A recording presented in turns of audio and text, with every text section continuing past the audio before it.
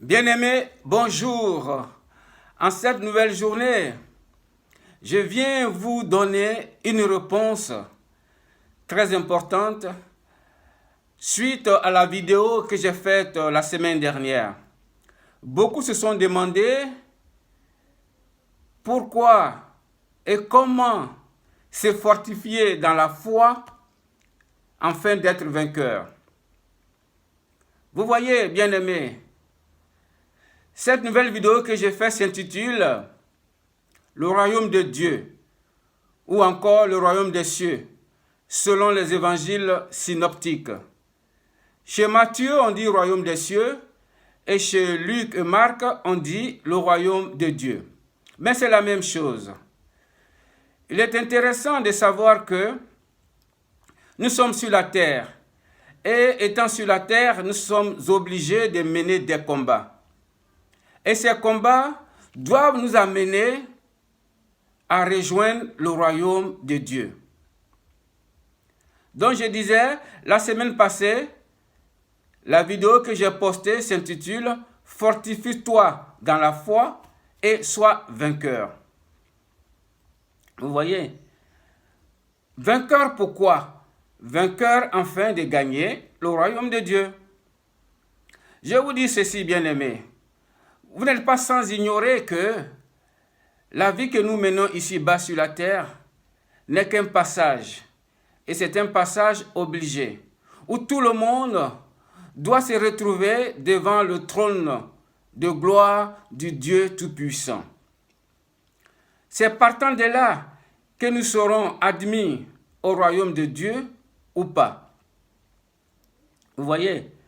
Et le royaume de Dieu n'est autre que l'arrivée de Jésus-Christ, la parousie de Jésus-Christ, le second avènement de Jésus-Christ qui viendra balayer tout le royaume humain, tous les gouvernements humains qui sont présentement et actuellement sur la terre. C'est ça le royaume des cieux. Jésus viendra lui-même pour installer son nouveau royaume, où nous allons vivre paisiblement pendant une période de 1000 ans, pendant que Satan sera attaché et jeté dans les abîmes pendant 1000 ans, afin qu'il ne vienne plus séduire les habitants de la terre. C'est en cela que nous parlons du royaume de Dieu. Vous avez compris? Donc n'ayez pas peur. Au contraire, vous devez chercher plutôt à organiser votre vie. Vous devez chercher plutôt à revoir votre façon de marcher avec Dieu. Vous devez chercher plutôt à illuminer votre vie. Vous voyez, c'est très important dans la marche sur la terre. Car, si vous vous souvenez très bien, la parole de Dieu dit, « Celui qui vient à ma suite ne marchera pas dans les ténèbres. » Et ça, c'est Jésus qui le dit. Mais il sera illuminé, et quand il mourra, il viendra me rejoindre, où j'ai déjà préparé une maison et une demeure pour vous. Vous comprenez cela, bien-aimés? Donc, je vous demande, je vous exhorte à revoir votre marche avec Jésus-Christ, avec Dieu Tout-Puissant. Ici, la vie ou alors le chemin du royaume des cieux, le royaume de Dieu que nous devons emprunter, n'a rien à voir avec la confession religieuse. Vous comprenez? Tout être humain créé par Dieu va un jour, tôt ou tard, rejoindre soit le royaume de Dieu, soit le royaume de l'ennemi que vous connaissez, Satan. Vous comprenez? Donc ici, la confession religieuse n'a rien à voir. Que vous soyez du nord, que vous soyez du sud, que vous soyez de l'est, que vous soyez de l'ouest, sachez-le, nous allons finir un jour devant le trône de gloire du Dieu Tout-Puissant, où nous devons être jugés. Alors, je vous demande de prendre soin de votre vie. Je vous demande de chercher plutôt à regagner le royaume de Dieu, parce que là-bas, nous allons vivre éternellement. À propos de cette vie éternelle, j'en parlerai, si Dieu me donne cette grâce, dans la prochaine vidéo ou dans les vidéos qui vont venir bientôt. Donc, je vous demande de revoir votre marche avec Dieu, de revoir votre façon de vivre avec vos frères et sœurs. La parole de Dieu dit de l'aimer de tout notre corps, de tout notre cœur, de toute notre âme et de toute notre pensée, n'est-ce pas? Et il a donné un deuxième commandement très important, aimer son prochain comme soi-même. Vous comprenez? Donc, nous devons appliquer cette loi, nous devons appliquer cette recommandation en vue de gagner le royaume des cieux, en vue de gagner le royaume de Dieu. Beaucoup de chrétiens, beaucoup d'hommes ne savent même pas ce que veut dire le royaume de Dieu.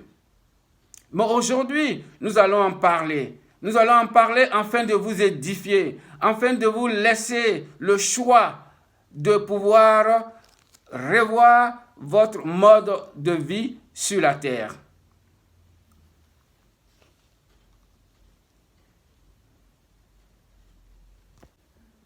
Qu'est-ce que le royaume de Dieu?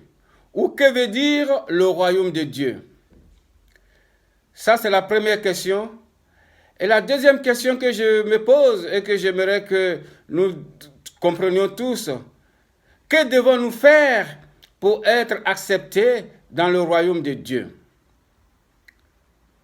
Vous voyez, dans le livre de Matthieu, au chapitre 6, verset 33, il est écrit « Cherchez premièrement le royaume et la justice de Dieu, et toutes ces choses vous seront données par-dessus tout. » Vous voyez, le royaume de Dieu, en gros, est prophétisé dans le livre des Révélations, au chapitre 11, verset 15, au retentissement de la 7e trompette. Car c'est au retentissement de la 7e trompette que le royaume de Dieu viendra s'installer sur la terre. J'espère que tout le monde veut y entrer. Personne ne veut perdre cette occasion. La Bible nous dit, le royaume du monde est remis à notre Seigneur et à son Christ, et il régnera au siècle des siècles. Encore, je répète, tous les gouvernements humains seront détruits et laisseront la place au gouvernement de Dieu dirigé par Jésus-Christ, le roi des rois. Encore dans Zacharie 14, il est écrit ceci. L'Éternel sera roi de toute la terre. Vous comprenez bien? En ce jour-là, l'Éternel sera le seul éternel et son nom sera le seul nom.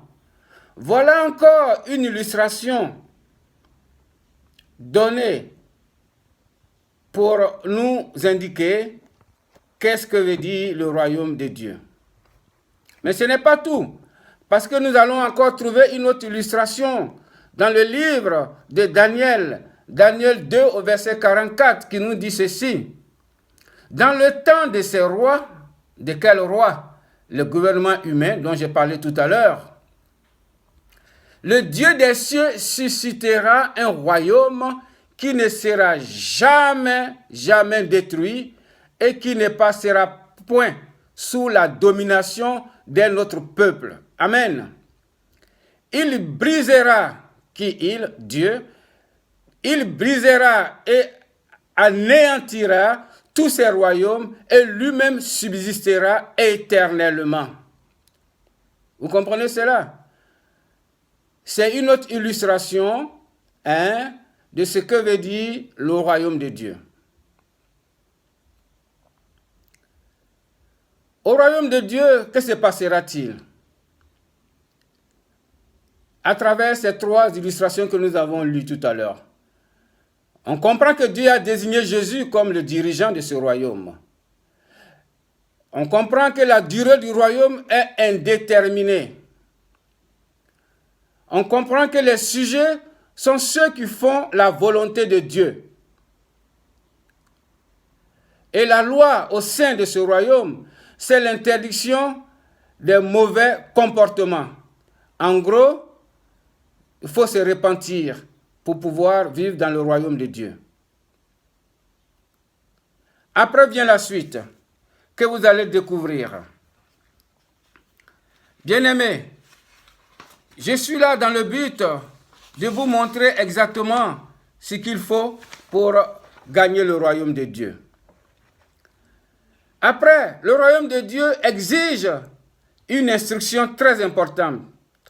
C'est que le sujet ait des valeurs élevées. Enfin, l'objectif final du royaume de Dieu, c'est l'accomplissement de la volonté divine. Les humains qui aiment Dieu vivront pour toujours dans un paradis terrestre. Est-ce que vous avez bien compris cela, bien-aimés? C'est à vous que je m'adresse ce matin. Le Seigneur, dans sa miséricorde, m'a inspiré de pouvoir faire suivre cette nouvelle vidéo, ces nouveaux enseignements, dans le but de répondre à la question ou à l'inquiétude de ceux qui ont écouté la vidéo précédente. L'enseignement était intitulé « Fortifie-toi dans la foi, sois vainqueur ». Ils se sont demandé comment être vainqueur. On ne peut être vainqueur, comme dit l'objectif final, appliquer la parole de Dieu, afin de pouvoir vivre toujours dans le paradis terrestre.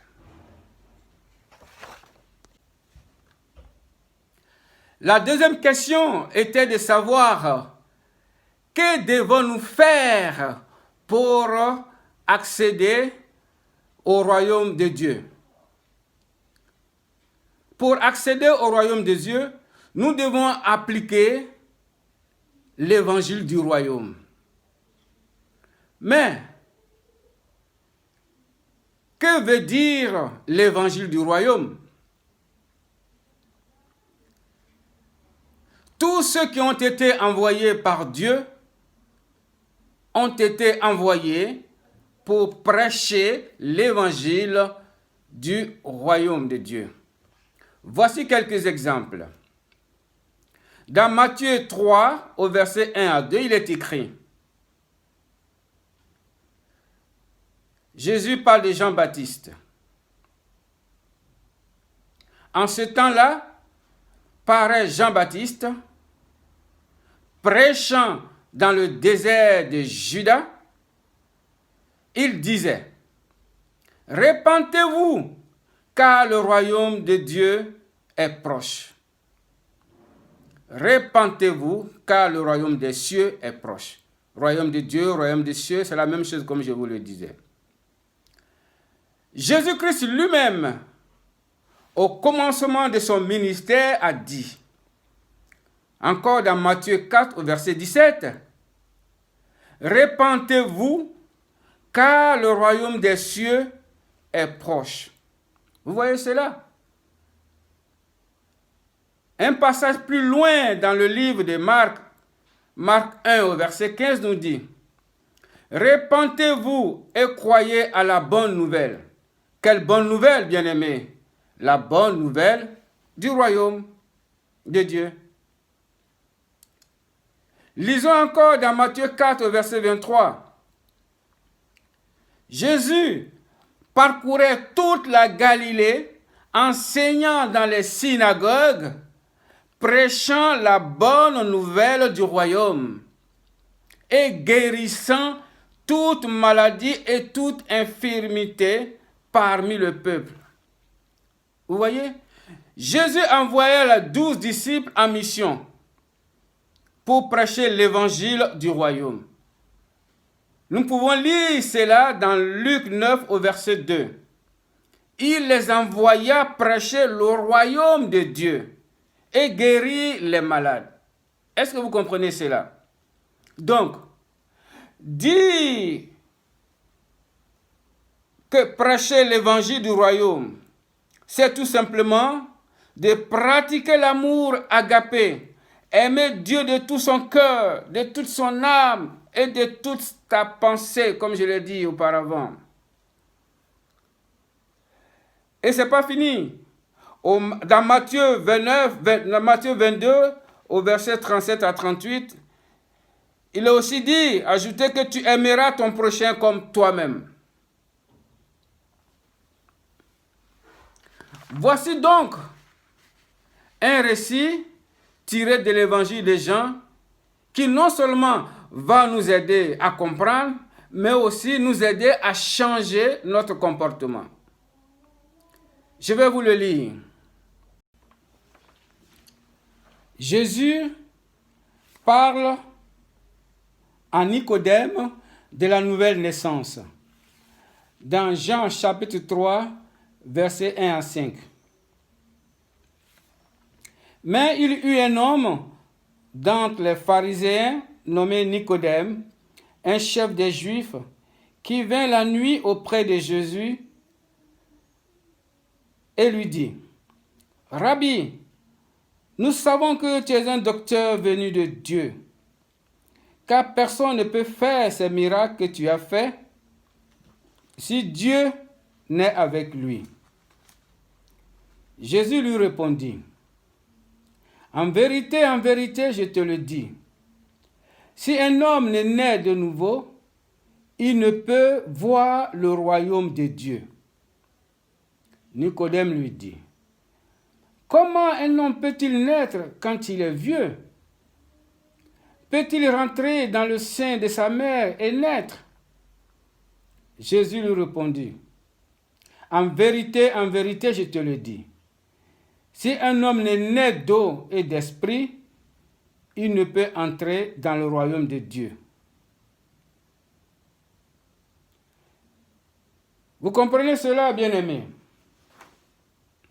C'est Jésus qui, pour la première fois, nous parle de la nouvelle naissance.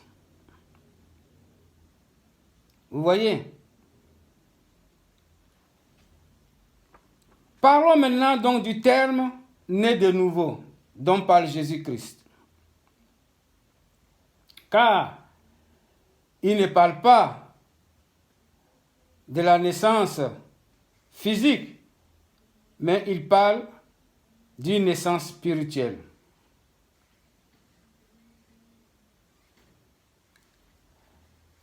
L'expression « né de nouveau » veut dire, écoutez bien ceci. Je vais vous prendre un exemple bien imagé, qui est celui du sacrifice fait par Jésus au calvaire. Je parle de son sacrifice expiatoire sur la croix. 3 choses se sont produites au calvaire. Premièrement, Jésus est mort. Deuxièmement, il a été enseveli. Le 3e point est qu'il est ressuscité. Et ça, c'est la Bible qui nous le dit. C'est ça, né de nouveau. Car pour nous, Jésus a payé nos iniquités avec sa mort, son ensevelissement et sa résurrection. Ces 3 étapes du calvaire. Est-ce que vous avez bien entendu et bien compris ce passage? C'est très important, bien-aimés. Donc, je vous envoie à ceci. Je suis sûr et certain que beaucoup d'entre vous disent « J'accepte Jésus-Christ » ou « Jésus-Christ est mon sauveur et mon Seigneur » ou « Christ est mon salut ». Cela veut dire que nous acceptons l'œuvre du calvaire de Jésus-Christ. Nous devons donc mourir spirituellement, être ensevelis spirituellement et ressuscité spirituellement. Nous acceptons Christ en obéissant à l'Évangile.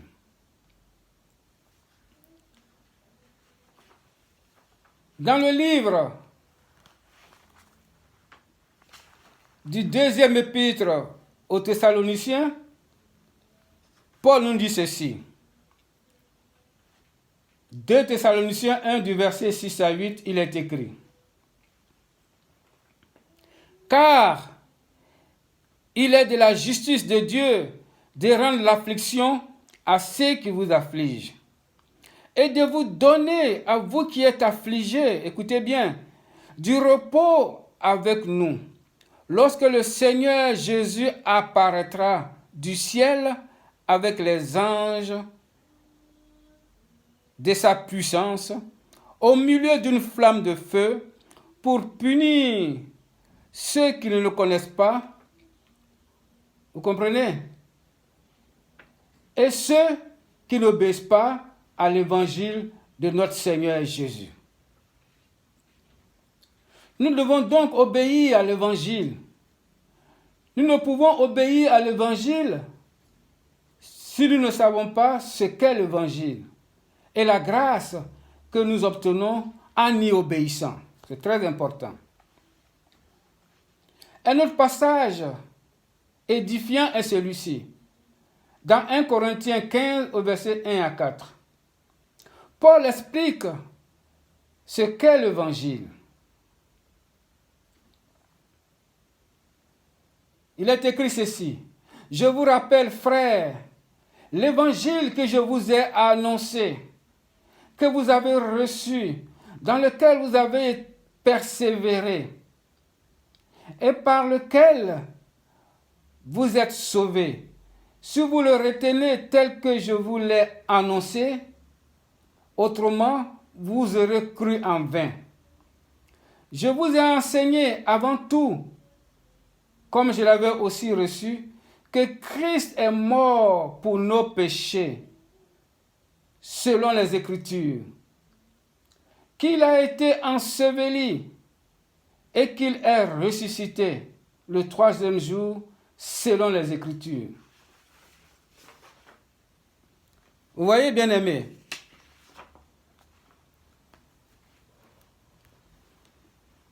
donc Paul nous dit, je vous annonce l'évangile. Christ est mort, enseveli et ressuscité. Donc l'évangile est tout simplement la mort, l'ensevelissement et la résurrection de Jésus-Christ.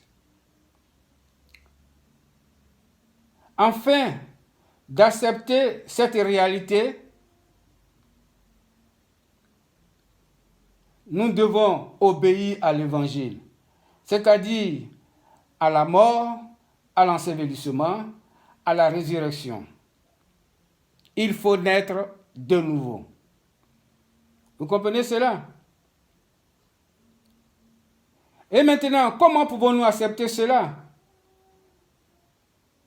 Nous ne devons pas mourir au sens propre du mot, car Jésus l'a déjà fait à notre place. Nous devons mourir en nous-mêmes. Mourir en nous-mêmes, c'est prendre une décision de quitter notre ancienne vie, notre vie égoïste, notre vie jalonnée de mauvaises pensées, notre vie de patachons, notre vie de débauche, notre vie d'impudique, notre vie pleine d'iniquité, et d'accepter une nouvelle vie avec Jésus-Christ. Donc nous acceptons la mort du Christ en mourant en nous-mêmes. Nous acceptons Jésus comme notre Seigneur et Sauveur. Nous devons dire et crier haut, je vais donner ma vie à Jésus-Christ. Je vais accomplir sa volonté dans ma vie, car je sais que c'est la raison pour laquelle Dieu m'a créé pour être ici-bas sur la terre. C'est ce qu'on appelle la repentance, c'est la mort en soi-même. J'insiste sur ce mot repentance parce que c'est très important. Il est au centre de notre vie. Il est au centre de notre existence. Alors, changez votre cœur. Il y a aussi un autre passage biblique qui vient étayer cette réalité. Nous pouvons le lire dans Romains 6 au verset 4. Nous savons donc, et nous avons donc été ensevelis avec lui par le baptême, vous comprenez, en sa mort, afin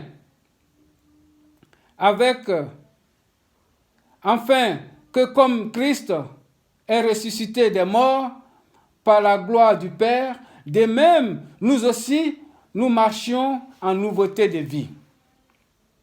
Vous comprenez cela? Voilà pourquoi tous les baptêmes dans la Bible sont faits par immersion. Vous voyez? Jésus lui-même, il a été baptisé par immersion par Jean-Baptiste dans le Jourdain. C'est très significatif. Donc, si nous sommes ensevelis avec Christ au travers du baptême, nous acceptons la mort de Christ par la repentance. Que c'est beau, bien-aimé. Dans Romains 8, au verset 11, il nous dit ceci encore. Nous devons accepter la puissance de la résurrection. Écoutez ceci. Et si l'esprit de celui qui a ressuscité Jésus d'entre les morts habite en vous, celui qui a ressuscité Christ d'entre les morts rendra aussi la vie à vos corps mortels par son esprit qui habite en vous. Ici, Paul parle de la seconde venue de Jésus. À sa seconde venue, Jésus changera notre corps mortel en corps immortel. Nous serons enlevés pour le rencontrer dans les airs. Donc, nous mourrons spirituellement, c'est la repentance, un ensevelissement spirituel, le baptême, et la puissance de la résurrection spirituelle reçue, le Saint-Esprit. La Bible est pleine de passages sur cela. Un dernier passage que je vais vous faire lire encore est celui-ci. 1 Jean, chapitre 5, au verset 7 à 8. Car il y a trois qui rendent témoignage. L'esprit, l'eau et le sang.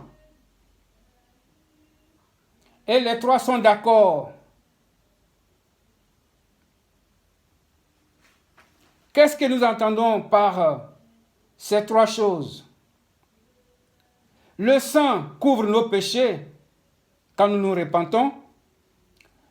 L'eau est appliquée au travers du baptême, comme je vous l'ai dit. Jésus lui-même, il a été baptisé par immersion. Et l'Esprit est reçu quand nous recevons le don du Saint-Esprit. Alors, vous comprenez que le sang, l'eau et l'Esprit sont d'accord pour la nouvelle naissance. L'apôtre Pierre, au jour de la Pentecôte, dans le livre des Actes des Apôtres,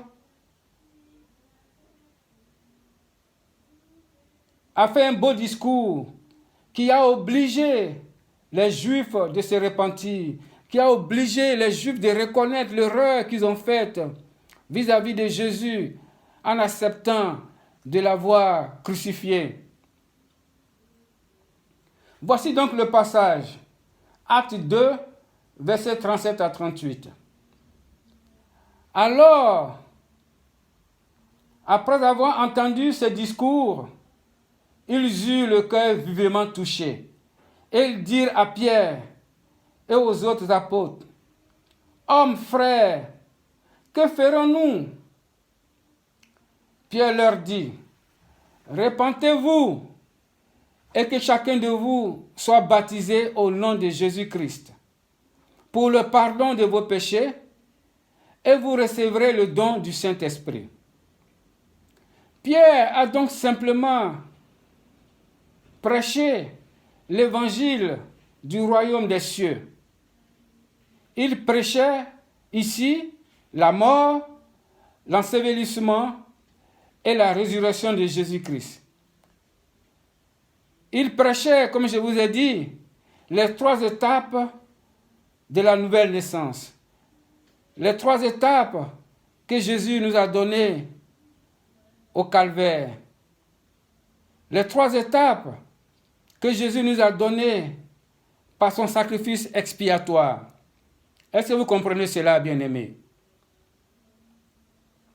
Ainsi, je vous conseille encore vivement de revoir votre marche avec Jésus-Christ.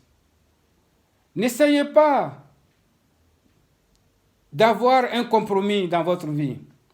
Un pied avec Jésus, un pied dans le monde. Vous vous trompez, bien-aimés. Cela ne fera pas de vous un bon chrétien. Cela ne fera pas de vous quelqu'un qui cherche Dieu, quelqu'un qui cherche à rentrer dans le royaume des cieux.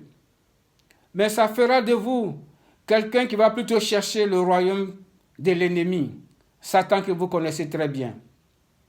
Alors le conseil que je vous donne, c'est de vous repentir. Et sachez-le, bien-aimés, je ne cesserai de le répéter. Jésus-Christ, il revient bientôt. Vous comprenez? Nous rentrons petit à petit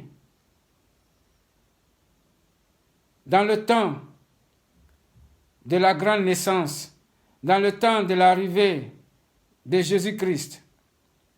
Oui, nous allons vers la fin du temps de la grâce et nous entrons petit à petit dans le temps de la gloire. Ne l'oubliez pas. Soyez bénis et Jésus-Christ revient bientôt.